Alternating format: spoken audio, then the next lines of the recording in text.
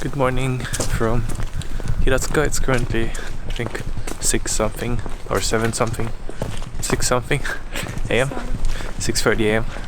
and we are on our way to the train station because, as mentioned in yesterday's vlog, we are going on a train journey with a very cheap train ticket. So do you have it, right? Oh yeah, I do. Okay. Julie has it. And yeah, it's gonna be a 5.5 hour journey with a bunch of local trains from here, Hiratsuka, all the way to Nagano Prefecture. Yeah, it's a long train ride and a lot of, like, we have to change trains often, but it's very cheap.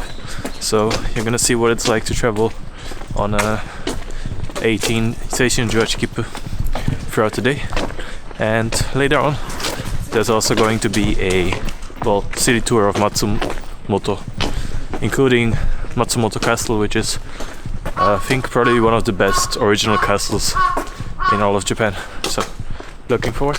Gio has already been there once. I haven't, so she's gonna be my tour guide for today. Ready? Right. She's ready.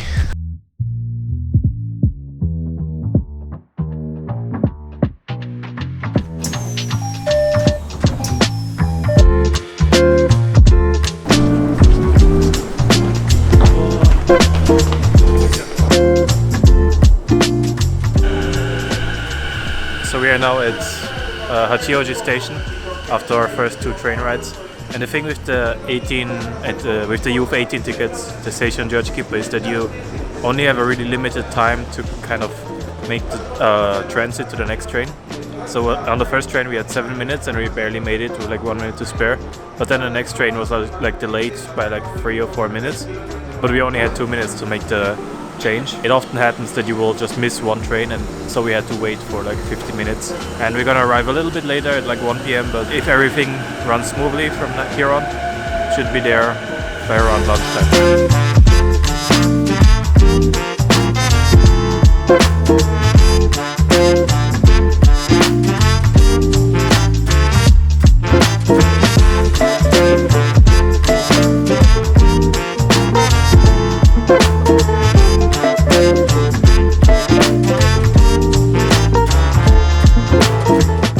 Welcome to Matsumoto! So we just made it to Matsumoto. It was a, I think, overall 6-hour train ride. So far, Matsumoto, what is your first impression? Well, you actually were here already, but she said there's very few people. The main reason why we came here is because of the castle, which is a national treasure. Snow monkey? And also the snow monkeys, but I mean in Matsumoto the main reason is the castle. It's a national treasure and it's one of 12 only remaining original castles. So far I've seen 7. So this is going to be number 8. Very excited for that. It's probably the second most visited one after, or third most visited one. Really excited to see that.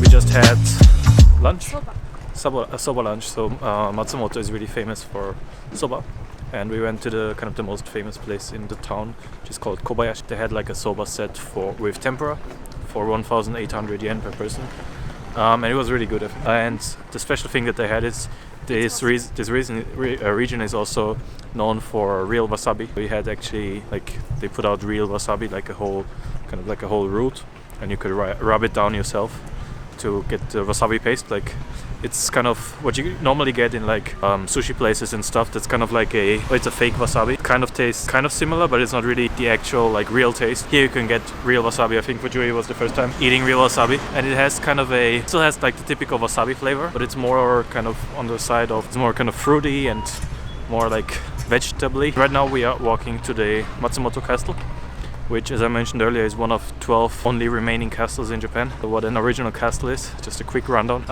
Original castle is everything that has the main keep, like the central tower, intact after 1869, which was when the Meiji Restoration happened. At that time, basically the system, like the political system in Japan, changed from feudal to like a central government, and they wanted to get rid of all of the feudal signs which were castles at that time. So a lot of castles were kind of destroyed, but there were also fires, earthquakes, wars that happened during that time, which hurt some other castles because they're all made out of wood, so they burn pretty easily as well. 12 are remaining, 4 of them are on Shikoku Island, and the other 8 are on Honshu, the main island. And yeah, Matsumoto Castle is known as the Crow Castle because it is completely black, and it is unlike other castles, it is not kind of built up in a hill.